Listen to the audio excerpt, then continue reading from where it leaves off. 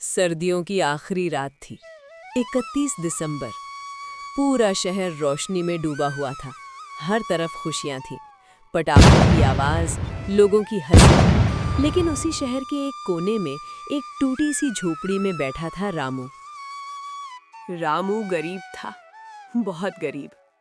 न बिजली न घड़ी, फिर भी उसे पता था नया साल आने वाला है। आज भी दिन निकल गया, पर चलो घर तो लौटा हूँ। आज कितना बचा है? काफी है सीता, आज नया साल है। सीता समझ गई, वो चुप रही। गरीबी में खामोशी भी एक जवाब होती है। बाबा, आज नया साल है ना?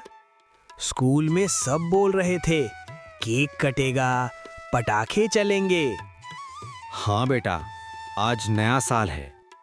तो बाबा, क्या हम भी केक काटेंगे? जरूर बेटा, आज कुछ अच्छा होगा। रात गहराने लगी। शहर में डीजे बजने लगे। लोग गिनती कर रहे थे। 3, 2, 1। हे भगवान, मेरे बच्चे का साल अच्छा कर देना। आज यही हमारी पार्टी है। 2 सूखी रोटियां, थोड़ी सी चटनी और एक छोटा सा परिवार। गरीबी में भी खुश रहने की कोशिश। Happy new year! भाई, पानी मिलेगा? हाँ साहब, अभी लाया।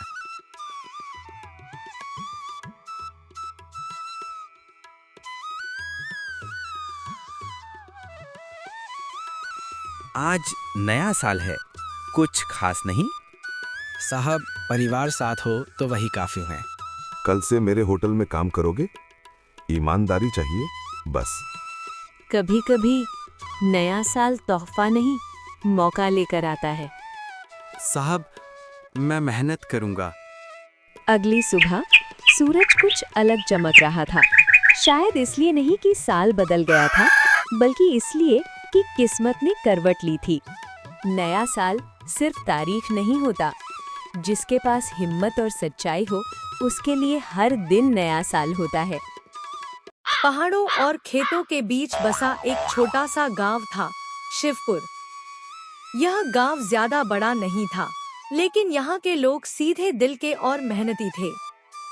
कच्चे रास्ते, मिट्टी के घर और सुबह सुबह उठती धुएं की खुशबू, यही शिवपुर की पहचान थी। इसी गांव में रहता था अर्जुन। उम्र करीब 25 साल, लंबा कद, सांवला रंग और आंखों में सपने। अर्जुन बचपन से ही अलग था। जब बाकी बच्चे खेलकूद में लगे रहते, वह अपने पिता के साथ खेतों में काम करता या माँ के साथ घर के कामों में हाथ बंटाता। अर्जुन के पिता रामलाल एक साधारण किसान थे। उनके पास थोड़ी सी जमीन थी, जिससे परिवार जैसे तैसे चलता था। माँ कमला सिलाई का काम करती थी। घर की हालत अच्छी नहीं थी, लेकिन घर में प्यार और संस्कारों की कोई कमी नहीं थी। अर्जुन पढ़ाई में होशियार था। गांव के सरकारी स्कूल से उसने अच्छे नंबरों से 10वीं पास की। मास्टर जी अक्सर कहते, अर्जुन, तू आगे चलकर गांव का नाम रोशन करेगा। लेकिन सपनों के साथ जिम्मेदारियां भी थी। 12वीं के बाद घर की हालत और खराब हो गई। पिता बीमार रहने लगे। खेत का सारा काम अर्जुन पर आ गया। पढ़ाई छोड़कर उसने पूरी तरह खेती और मजदूरी शुरू कर दी। रात को जब सब सो जाते, अर्जुन छत पर लेटकर आसमान की ओर देखता। तारों के बीच वह अपने अधूरे सपनों को ढूंढता। क्या मेरी जिंदगी बस यहीं तक है? यह सवाल उसे हर रात परेशान करता। समय बीतता गया। एक साल गांव में बाढ़ आ गई। खेतों की फसल बर्बाद हो गई। कर्ज बढ़ने लगा। कई नौजवान शहर चले गए, लेकिन अर्जुन ने गांव नहीं छोड़ा। एक दिन गांव की पंचायत में सूचना आई कि सरकार की तरफ से कृषि प्रशिक्षण शिविर लगाया जाएगा। नए तरीकों से खेती सिखाई जाएगी।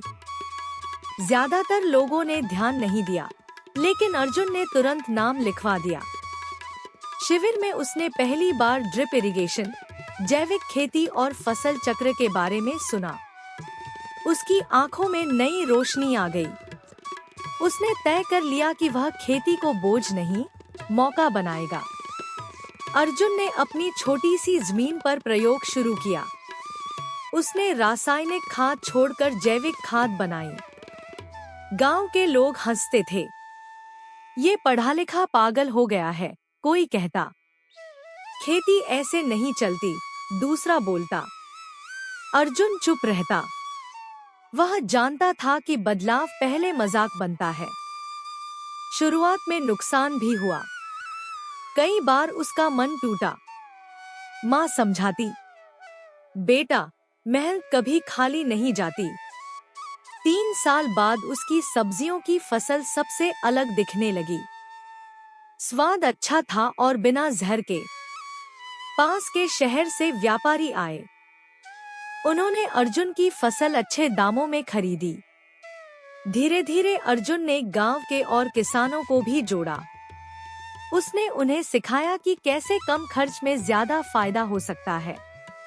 अब वही लोग जो कभी हंसते थे, उससे सलाह लेने आने लगे। एक दिन जिला अधिकारी गांव आए। उन्होंने अर्जुन की खेती देखी और बहुत प्रभावित हुए। अर्जुन को सम्मान मिला और सरकार की मदद से उसे बड़ा प्रशिक्षण केंद्र खोलने का मौका मिला। पिता की तबीयत